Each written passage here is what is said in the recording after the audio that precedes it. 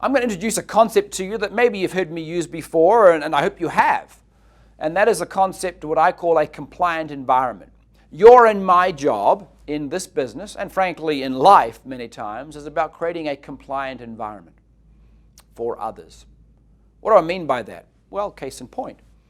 If we put Activate on the shelf at the local nutrition store and had the minimum wage folks there, as good as they try to be, try and sell it, they may sell it, they may not. They certainly wouldn't have the same knowledge and enthusiasm about it as you and I would.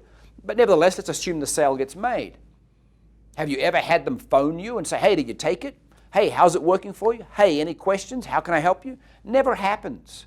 And so even if it's the best product on the planet sitting on the shelf that you happen to magically intersect with because of the help of that minimum wage person in the health food store, the likelihood of it actually doing what it was supposed to do for you is less because you're not going to be as compliant in taking it as you need to be to get the effect.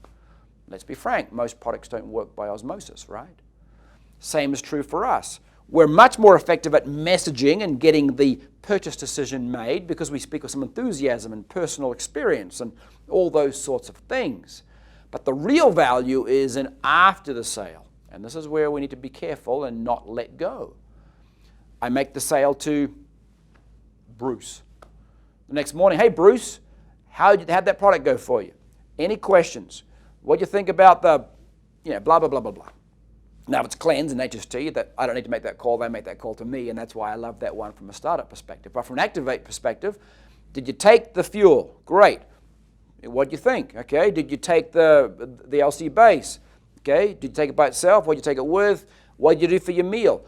All of these questions that you and I know they're going to be asking, giving them the opportunity to ask them, answering before they're asked, we're creating, here you go, a compliant environment around them.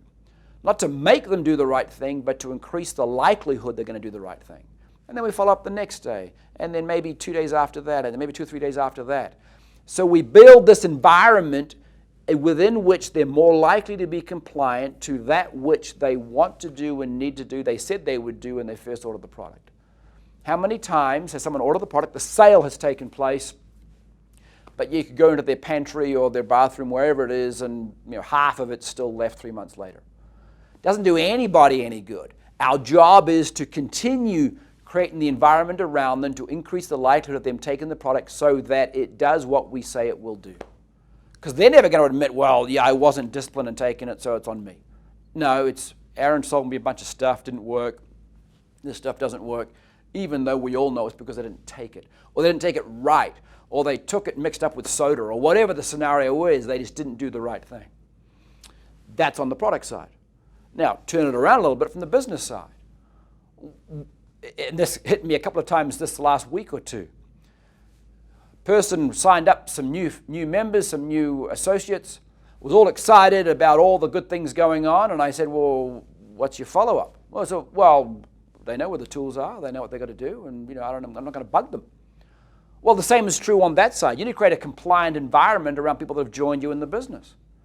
Why do we assume just because they've clicked some button on their computer that they all of a sudden magically have the skills and disciplines and personal attributes necessary to be successful? They don't. Part of the reason they want to be with you on the business side is because they're looking for that success somewhere. They don't magically have all the disciplines necessary. Your job then, as a leader, as a sponsor, as a mentor, is to create a compliant environment around them also. That's the value of the Getting Started session. You're framing that up front. So how many invitations did you issue today? Great. Okay. Well, you didn't do any today. What's our plan for tomorrow? Who on your list are you going to extend the invitation to? Okay, you extended one. Well done. What did you say? What did they say? Creating an environment around them that, again, increases the likelihood that they're going to do what's best for them so that the recipe works. It's all very well looking at the recipe and assuming that's going to be a great cake, but they're not following the recipe, not doing what needs to get done. And in the product usage sense and in the business building sense, you're the expert. You're the one that knows what needs to get done. Your job is to create that compliant environment around and with and for them so that the likelihood of them doing that which benefits them most is increased. Same is true in parenting and family life and sports and you name it. The job of the leader, the coach, the captain, the whatever is to create a compliant environment that allows people to do what needs to be done naturally and comfortably and helped where they need to if their skill set is vastly deficient. So start thinking about the things you're doing as a product sharer, as a business builder. What am I doing to create a gracious, wonderful, inviting, compliant environment around these people so they do what's best for them?